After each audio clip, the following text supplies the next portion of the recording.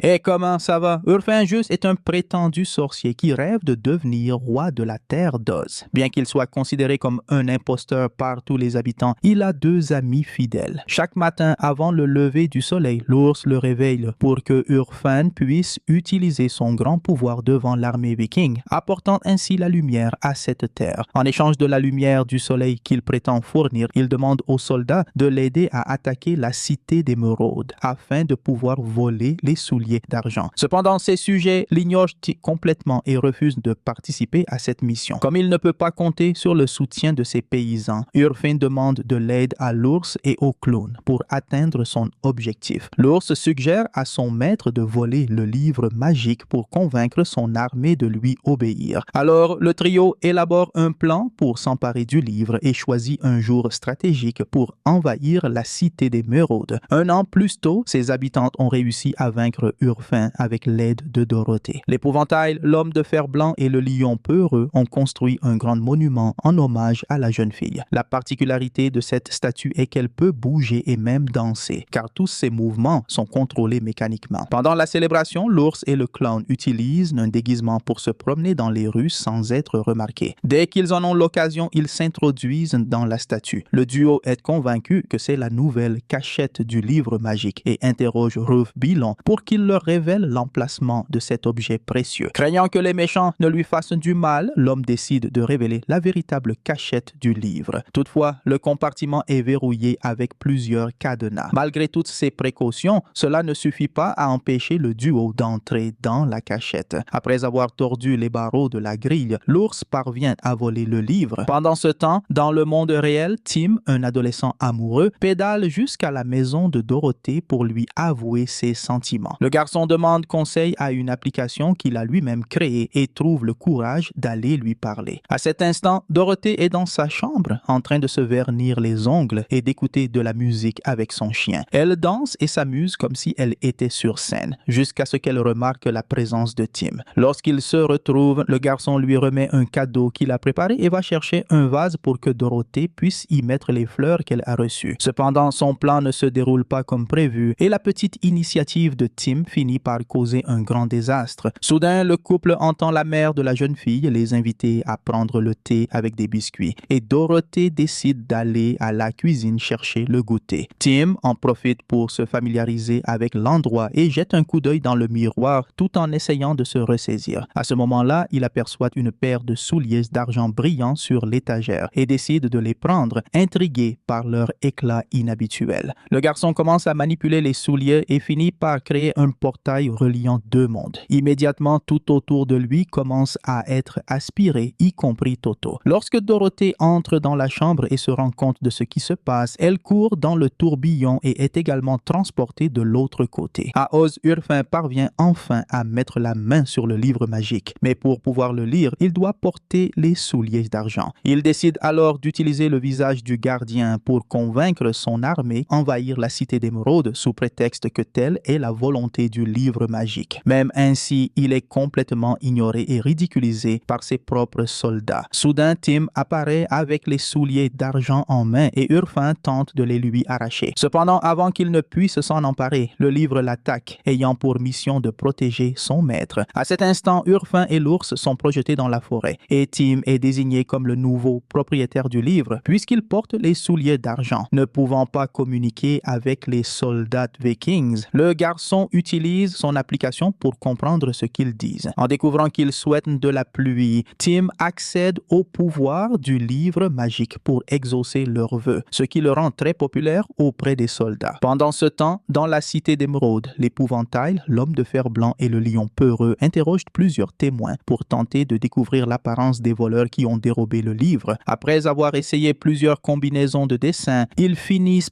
par obtenir la caricature exacte des criminels. Et l'épouvantail découvre que les serviteurs d'Urfin sont responsables du vol. Quelques miles plus loin, un ogre solitaire peint sa caverne lorsque des objets étranges commencent à tomber sur sa tête. Peu après, Toto apparaît et s'écrase directement dans un pot de peinture. Après avoir sauvé le chien, l'ogre aperçoit Dorothée et lui évite une chute mortelle en la rattrapant à temps. Même après avoir été secourue, la jeune fille craint que le monstre ne veuille dévorer Toto. Elle saisit un objet en bois pointu pour l'attaquer, mais change d'avis en voyant que l'ogre est simplement en train de nettoyer la peinture restée collée au chien. En découvrant que l'ogre est végétarien, Dorothée se calme et lui explique qu'elle est à la recherche d'un garçon nommé Tim. Pour l'aider à retrouver le garçon, l'ogre attire l'attention d'un corbeau et prétend avoir capturé une fée qu'il compte bientôt faire cuire. En voyant Dorothée, l'oiseau la reconnaît immédiatement et s'envole pour chercher du secours. Lorsque le corbeau s'éloigne, l'ogre lui explique que c'est le moyen le plus rapide de faire parvenir l'information à Tim. Dès que le garçon apprendra que Dorothée est retenue prisonnière, il viendra la secourir et ils pourront enfin se retrouver. Après plusieurs heures de pluie incessante, les paysans demandent à Tim de changer encore une fois le temps et de faire tomber la neige. Il utilise alors à nouveau les pouvoirs du livre magique pour satisfaire leurs demandes. Peu après, il rencontre le clown qui parvient à le convaincre de lui remettre ses souliers d'argent en lui promettant de le renvoyer chez lui. Cependant, une fois que le clown est parti, Tim réalise qu'il a été dupé et se lance à sa poursuite. Mais l'épais tapis de neige qui recouvre le sol l'empêche de se déplacer rapidement. À cause de cela, le clown parvient à livrer les souliers à Urfin avant d'être rattrapé. Pendant que Tim cherche la poupée, le livre profite du fait qu'il n'est sous l'influence d'aucun maître et demande au garçon de répéter une phrase avec lui. En le faisant, Tim libère accidentellement le livre qui disparaît en un clin d'œil. Déterminé à ne pas laisser l'objet lui échapper une fois de plus, Urfin se lance à sa poursuite et tous deux se retrouvent dans un endroit plongé dans l'obscurité totale. Le sorcier commence à être attaqué par des branches tordues en forme de mains humaines, mais il reçoit rapidement une paire de lunettes spéciales lui permettant de voir une réalité parallèle. Après avoir été couronné, Urfin se dirige vers le château. Quelques minutes plus tard, la nouvelle de la capture de Dorothée par l'ogre parvient aux oreilles des trois amis de la jeune fille. Pendant ce temps, Tim est assis sur un grand rocher, déplorant le fait d'avoir été dupé. Soudain, trois indigènes apparaissent et le capturent. Ce même jour, il est attaché en haut d'une tour, observant les paysans en train de préparer un bûcher. N'étant plus en possession du livre, il est incapable de faire cesser la neige et la seule façon dont les indigènes connaissent pour obtenir ce qu'ils veulent, c'est un sacrifice humain. Cependant, alors que le bûcher est prêt, le corbeau arrive pour annoncer la nouvelle et Tim est soulagé d'apprendre que Dorothée se trouve aussi à Oz. Avant qu'il ne puisse partir à sa recherche, les Vikings l'enferment dans un panier et le transportent jusqu'à la tanière de l'ogre. Après avoir gravi un long escalier, Urfin arrive enfin au château et en entrant, il aperçoit un magnifique trône au centre de la salle. Ensuite, il voit une femme et découvre que le livre magique a aussi une forme humaine. Après avoir obtenu la couronne dont il a toujours rêvé, le sorcier s'assoit sur le trône et ne peut cacher sa joie en découvrant qu'il est désormais le grand roi de cet endroit. Pendant ce temps, l'ours et le clown sont encore en pleine forêt, attendant le retour de leur maître. Le duo allume un feu sous un abri, mais tous deux sont soudainement aspirés sous terre.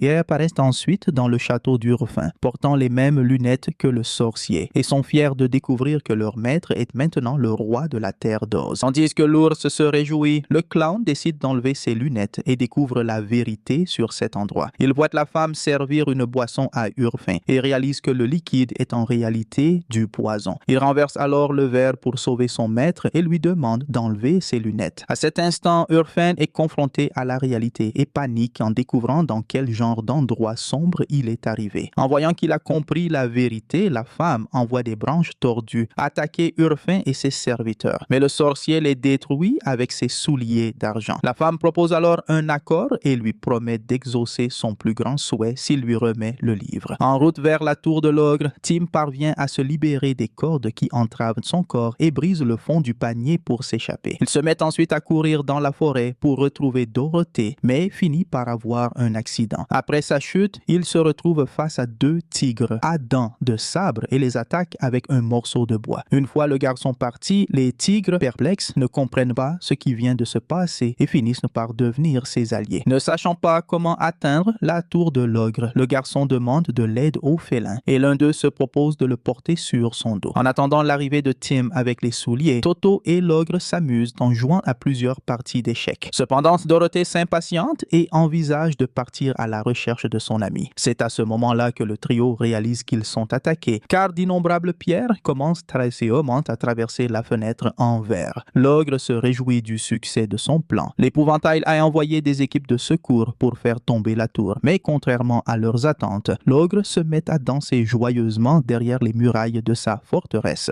Grâce à sa chorégraphie et à ses danses acrobatiques, il parvient à empêcher Dorothée et Toto d'être blessés. Comme prévu, le trio finit par se rendre à la fin de la bataille et la jeune fille est extrêmement heureuse de retrouver ses amis. Cependant, elle s'inquiète en constatant que Tim n'est pas parmi eux. Soudain, le corbeau apparaît et attaque l'ogre. Cependant, en voyant que Dorothée va bien, il décide de le laisser tranquille et raconte à la jeune fille qu'il a retrouvé le voleur qui a dérobé les souliers d'argent. Peu après, les soldats arrivent avec le panier entre leurs mains. Mais ils réalisent rapidement que Tim a réussi à s'échapper en chemin. La jeune fille entreprend alors un voyage en montgolfière pour le retrouver. En entendant la voix de Dorothée, le garçon tente d'attirer son attention, mais sans succès. En descendant une pente, Tim glisse et a un accident. Il percute un arbre et rencontre un écureuil au tempérament vif qui le guide jusqu'au château de la reine Romina. Après avoir inséré une noisette dans l'ouverture d'un chêne, les portes du palais s'ouvrent et Tim demande à la reine de l'aider à rentrer chez lui. Le rongeur lui remet alors un sifflet et lui dit qu'il suffit de souffler 3 fois pour retourner sur terre. Cependant, il refuse d'abandonner Dorothée et décide de poursuivre son voyage pour retrouver la jeune fille. Soudain, Urfin et ses serviteurs apparaissent accompagnés par une horde de sangliers hybrides. Cependant, des soldats vikings bloquent leur chemin et le sorcier envoie les créatures sous son commandement pour les attaquer. À cet instant, les monstres prennent l'apparence de sangliers géants dotés de queues de scorpions et se lancent